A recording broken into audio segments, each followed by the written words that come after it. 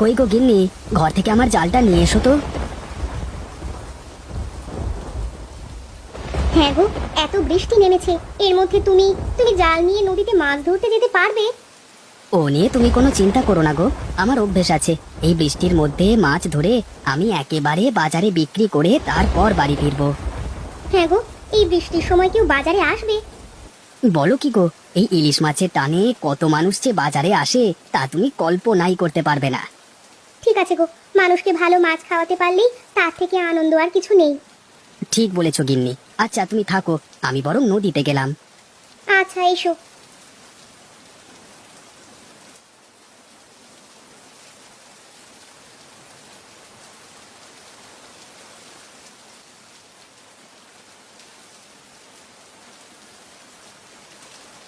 আরে গোপাল, তোমার এতক্ষণে আসবার সময় হলো?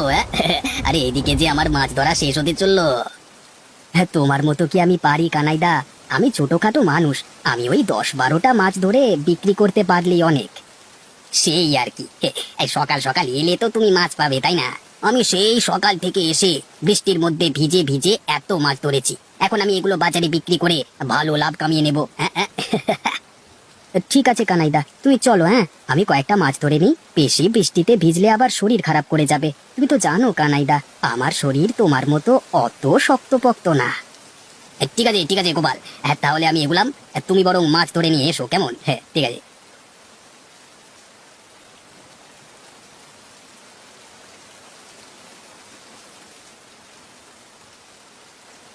ব্যাস, আজকে বরং এই থাক।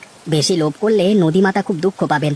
যাই, এবার এগুলো বাজারে বিক্রি করে যা লাভ হবে তাই নিয়ে বাড়িতে চলে যাই।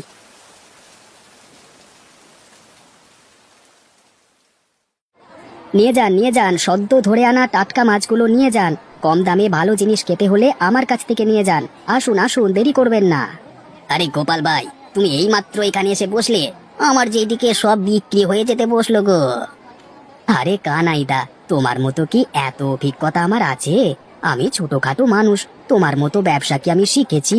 আমি এখানে সারাদিন বসে দেখি, যদি 2-1 জন খরিদ্দার আসে তাহলে তো আমার পক্ষে খুব ভালোই হয়। হ্যাঁ ঠিক ধরেছ, তুমি এখানে বসে বসে অপেক্ষা করো, দেখো খরিদ্দার আসে কিনা। আরে গোপালদা, টাটকা মাছ কত করে দিচ্ছ গো? তুমি কতটা নেবে? ওই একটা বড় আর একটা মাঝারি দেখে ওজন করো না। দাদা, তোমার 180 টাকা হয়েছে। আরে দাদা, এত সাশ্রয় পেয়ে গেলাম, আমি কল্পনাও করতে পারিনি যে এত কম দামে টাটকা টাটকা মাছগুলো পেয়ে যাব। দাদা, লাভ করাটা আমার লক্ষ্য নয়, মানুষকে কম দামে ভালো জিনিস খাওয়ানোটাই আমার প্রধান লক্ষ্য। এই যে তোমার মুখে হাসি ফুটলো, এতেই আমি খুশি। বাবা, কত কিছু দেখলাম জীবনে, দেখবো এরকম লাভ না করে তুমি কতদিন তোমার সংসার চালাও।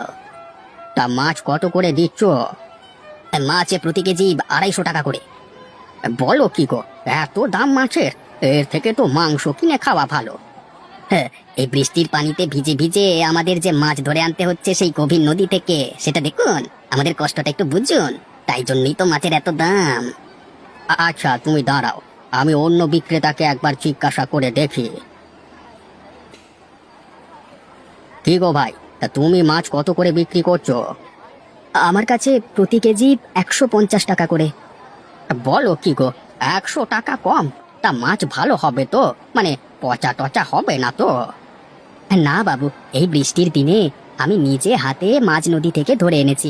আপনি বাড়ি নিয়ে যেয়ে খেয়ে দেখুন, যদি ভালো না লাগে তাহলে আপনার টাকা আমি ফেরত দিয়ে দেব। বেশ বেশ, তাহলে আমাকে 1 কেজি দিয়ে দাও দেখি। আচ্ছা গোপাল, তোকে আমি দেখে নেব, তুই নিজেকে বিরাট মহান ভাবিস তাই না? আজকে রাতেই তোর একটা ব্যবস্থা আমি করবো, দাঁড়া। কি গো, আজকে ব্যবসা কেমন হলো তোমার? ব্যবসা আমার ভালোই হয়, যতক্ষণ না ওই বেটা গোপাল তার মাছ নিয়ে বাজারে বসে। আমি জানি ওই গোপাল একটু বেশি মাতব্বরি করে, লোককে কম দামে মাছ বিক্রি করে নিজেকে মহান জাহির করতে চায়। তুমি কিছু করতে পারো না ওকে? সেটাই চিন্তা করছি, ওকে হাতে না মেরে পাতে মারবার ব্যবস্থা করতে হবে, তবেই ওই বেটার জব্দ হবে। তোমার মাথায় কি কোনো পরিকল্পনা আছে? হ্যাঁ আছে। পরিকল্পনাটা কিন্তু দারুণ কষেছো। তাহলে কবে কাজটা করবে? কাজটা আজকে রাতেই শেষ করতে হবে। রাতের অন্ধকার ছাড়া এ কাজ করা সম্ভব নয়। কিন্তু এই রাতের বেলায় বৃষ্টির মধ্যে ভিজে ভিজে তুমি যাবে? আরে বৃষ্টিতে ভিজবো কেন? মাথায় ছাতা দিয়ে যাব, আর মাত্র তো কয়েক মিনিটের কাজ। যাব, কাজটা করে আবার বাড়িতে চলে আসবো। তাহলে আর দেরি করে লাভ নেই, যত তাড়াতাড়ি কাজটা শেষ করবে ততই মঙ্গল। বেশ, তবে তুমি বসো গিন্নি, আমি তাড়াতাড়ি কাজটা শেষ করে বাড়ি চলে আসি, কেমন?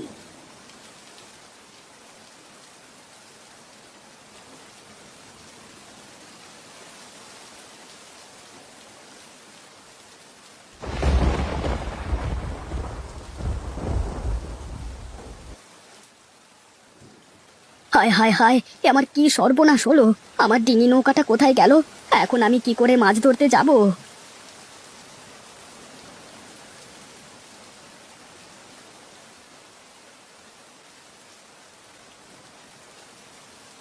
এ কি, কি হলো? তুমি এই সময় চলে এলে যে? আর বলো না গো গিন্নি, আমাদের সর্বনাশ হয়ে গেছে। আমরা এবার না খেতে পেয়ে মারা যাবো গো গিন্নি। কেন, কি হলো? তোমার কি শরীর খারাপ করছে নাকি? গিন্নি, আমাদের ডিঙি নৌকাটা নদীর জলে ভেসে কোথায় যেন চলে গেছে। বলো কি গো, কিন্তু কিভাবে ঘটলো এই ঘটনা? জানি না গিন্নি, সেটাই তো বুঝতে পারছি না। কিন্তু তুমি কি কালকে ফিরবার সময় ভালো করে ডিঙি নৌকাটা বেঁধে আসোনি? হ্যাঁ, এসেছিলাম তো, আমার স্পষ্ট মনে আছে। আমি খুব ভালো করে প্রত্যেকবারের মতোই নৌকাটা বেঁধে এসেছিলাম। বুঝতে পারছি। তার মানে এটা কারো চক্রান্ত হতে পারে, যে তোমার একদমই ভালো চায় না। কিন্তু সে কে হতে পারে? তোমার কি কোনো শত্রু আছে? আমি তো মানুষকে সারা জীবন সাহায্য করে এসেছি, কম দামে মাছ বিক্রি করে। আমার শত্রু আবার কে হতে পারে বলো তো? তুমি তো মানুষকে সাহায্য করে আসো, কিন্তু তোমার এই সাহায্য অন্যান্য ব্যবসায়ীরা নিশ্চয়ই ভালো চোখে দেখে না। তারাই হয়তো এই কাজ করতে পারে। তাহলে কি কানাই দাদা? হতে পারে, বুঝলে। কানাই দাদার হাবভাব দেখলেই মনে হয় সে তোমাকে কোনো মতেই সহ্য করতে পারে না, সব সময় তোমাকে ছোট করে। কিন্তু কানাই দাদা আমার সাথে এরকমটা করবে কেন? বুঝতে পারলে না? তোমাকে ভাতে মারবার জন্য। সামনাসামনি তো তোমার ক্ষতি করতে পারছে না, তাই তোমাকে ভাতে মারতে চায়, যাতে তুমি ব্যবসা করে টাকা উপার্জন করতে না পারো। কিন্তু আর কি করবার? কানাইদাকে তো সবকিছু বললে ও নিশ্চয়ই অস্বীকার করবে। আমাদের হাতে তো কোনো প্রমাণ নেই, তাই মুখ বুজে সবকিছু সহ্য করে যেতে হবে। তুমি দুঃখ পেও না গো, তুমি যেমন মানুষকে সাহায্য করো, দেখবে ভগবান একদিন নিশ্চয়ই তোমাকেও সাহায্য করবে।